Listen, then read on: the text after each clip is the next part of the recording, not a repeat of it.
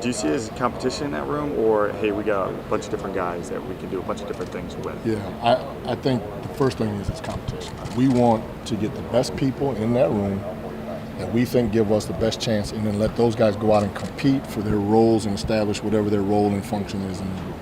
And I think that's the fair way, and I think that's really at the end of the day what players want. I think they want a fair shot to showcase what they can do, and they can usually handle how those roles then separate out. Have you been a part of a running back room like this, where there are a number of guys in there who at one point in their career seemed like to be the number one guy on their team? Yeah, a couple times. I mean, when I was in Buffalo, I had Marshawn Lynch and Fred Jackson. Both of those were great 1-2 punch, and both of them were viewed as starters. And we had a great 1-2 punch with those guys. When I first got to Denver, Cham had been a first-round draft pick, and we had Correll Buckhalter, who'd had a great career prior to coming to Denver and Philly. So that's the advantage of getting guys like Sony Michel and Chase Edmonds and Raheem here, veteran players who have played and performed. And then they bring all that experience here that can only make us better. It can only make the room stronger and more competitive. And then that's how everything is pushed forward in production. What about film? Does film give you a hint on how qualified? Sure. Yeah. Sure. What have you seen so far that makes you think that one guy or another guy can be very effective? Well, I don't. That's not what I don't base it on. That I base it on what they do here, and I think that's giving them a chance. Again, past experiences, that's what it is, and you can look at that and it's somewhat of a barometer, but I'm going to evaluate them on what they do here with us and what we're asking them to do as this offense is growing and developing in the direction that we want it to go. How many more running backs are you going to sign now? As many as we need. I'm all for it. We got to get a bigger room a little bit, but if we need to sign more, we'll sign more. It's not a problem. One year in Denver, I lost in 2010. I was just telling the story this morning. I lost my top two backs in the very first period of the very first practice in fall for the entire fall camp. Which two? Cham and Correll Buckhalter. So who stepped in? Then I had Lance Ball. I had Bruce Hall, and then we signed Justin Fargas. We signed Colby Smith. And then we ended up trading for Lawrence Maroney that year. I know Denver always has running backs. So yeah, they grow them out there. Yeah. Well, we needed them that year because I was down a bunch of guys quick. Yeah. Okay, I'm good. Okay. Well, I'm sure I'm going to ask you questions I already asked you, but I just wanted to kind of get your feedback on Sony Michel and the idea to go ahead and sign him.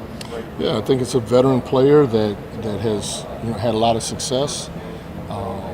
Who's won and been productive on great teams, and he brings a veteran experience to the room that I think is a valuable asset. How important is it to have a group in the running back room that complements one another? Is that important to you, or is it just about guys that can play 3 downs all the time and do that? When you say complement, what do you mean? So like if you got Raheem and Chase who both have the speed and Sony can kind of bang inside a little bit, is that important to you guys? We want to get a group that's going to help us win games. However that is done. If that's a speed factor and then those guys are a part of it, or if it's a different style of play that we have to do to win, we're going to try to find the guys that give us the best chance to win games. And that's why I do think you need to have some different bodies in there, some different play styles in there. But as far as that they have to complement each other, that changes sometimes week to week and even game to game, and even within the game at times and how games are going. Yeah, that makes sense. You got several new guys in that room, obviously with Chase, Raheem, and Sony. How's the kind of communication and just the teaching and the way guys have kind of interacted been so far? Their interaction is great. They're all professionals. They're all really good. They get along with each other. They encourage each other. They talk to each other and help each other. And what's going to happen is, and it's the right thing in this situation, is we're going to put them out there and they're going to go and compete. And the best ones are going to play, and they're going to play more, and that's just how it is. And that's the right way, I think, for things to sort out. When you get to the end of this phase of OTAs and you come away from it and say, we did this and this and this, that means it was a successful camp, what would that look like for you? Like, what are you trying to accomplish this time of the year? With this phase 2 or at the end of OTAs? Let's go phase 2. Phase 2, I think the biggest thing we're trying to get here is the teaching and the installation of our offensive system and the language, so we all are speaking the same language. That's the biggest thing that we're getting here, because there's nobody on the other side of the ball. We're not working against the defensive group. So it's really teaching the playbook, the schemes, getting familiar with those things. OTAs brings up that next phase where now there's going to be somebody across the ball and then we take that next step forward. But we're still short of playing the game. I mean, we're still in a huge teaching and you know, instructional phase right now. And then hopefully this lays the groundwork for us to come back where we don't have to do quite as much of that. We're fine-tuning things, refining things when we put the pads on in July and get ready to go work. Very good. Look forward to that. How was the race this weekend? Have a good time? It was awesome. Yeah. It was awesome. It was amazing. This is the Big O Show.